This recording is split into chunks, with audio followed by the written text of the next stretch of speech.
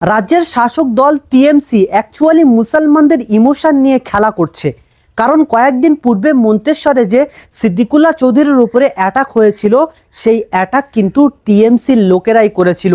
আর টিএমসির গ্রহণতগার মন্ত্রী হলো সিদ্দিকুল্লাহ চৌধুরী। কিন্তু কোনো রকম টিএমসি দলের পক্ষ থেকে বা মমতা ব্যানার্জি অ্যাকশান নেননি, কারণ দলে সিদ্দিকুল্লাহ চৌধুরীকে প্রয়োজন মনে করছেন না। আবার এদিকে কাসেম সিদ্দিকীকে টিএমসি দলে নেওয়া হয়েছে। আবার গোপন সূত্রের খবর, কামরুজ্জামান সাহেবের সাথে নাকি মমতা ব্যানার্জি গোপনে বৈঠক করেছে। এখন আমি কিছু পয়েন্ট আপনাদের সামনে তুলে ধরতে চাই, আপনারা মনোযোগ সহকারে শুনবেন। প্রথমেই বলে দিই, আমি কিন্তু কোনো কারোর পক্ষে নিচ্ছি না বা বিপক্ষে কথা বলা আমি কোনো প্রয়োজন মনে করি না। সিদ্দিকুল্লাহ চৌধুরীকে টিএমসি দলে নিয়েছিল, তার কারণ হলো জমিয়তকে সামনে রেখে সিদ্দিকুল্লাহ চৌধুরীর এক বিশাল পপুলারিটি ছিল। সেই পপুলারিটির কারণে সিদ্দিকুল্লাহ চৌধুরীকে টিএমসি দলে নিয়েছিল।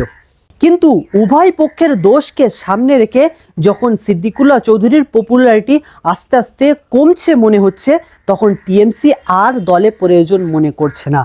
এদিকে কাসেম সিদ্দিকীকে দলে নেওয়ার সব থেকে বড় কারণ হলো টিএমসির একটি বিরোধী দল রয়েছে, নওশাদ সিদ্দিকীর দল আইএসএফ। এই নওশাদ সিদ্দিকী হলো ফুরফুরার ছেলে, আর তাই এই নওশাদ সিদ্দিকীর ভোটকে দাবানোর জন্যে কাসেম সিদ্দিকীকে টানা হয়েছে। আবার কামরুজ্জামান সাহেবকে এজন্যেই দলে নেওয়ার চেষ্টা চলছে, কারণ কয়েকদিন পূর্বে ওয়াকফ আন্দোলনে কামরুজ্জামান সাহেব মোটামুটি একটা ভূমিকা রেখেছে। মমতা ব্যানার্জি মনে করছে যে কামরুজ্জামান সাহেবের কাছে একটা পপুলারিটি, মানুষ জনসংখ্যা আছে, সেখান থেকে ভোট শোষণ করতে চাইছে।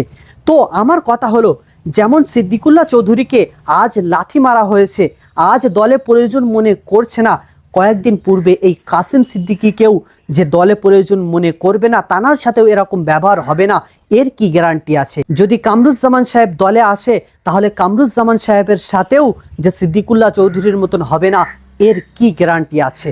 কারণ এরা তো শুধু ভোটকে লক্ষ্য করে, এদের উদ্দেশ্য ভোট, কোনো হিন্দু মুসলিম বা কোনো জাতিকে উদ্দেশ্য নয়।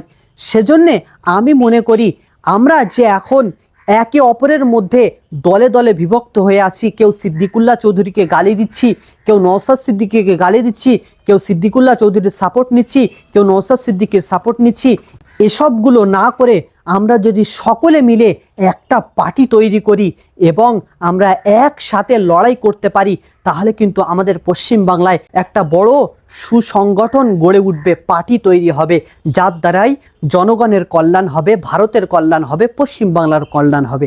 আপনাদের কি মতামত অবশ্যই কমেন্টে বলবেন। আসসালামু আলাইকুম।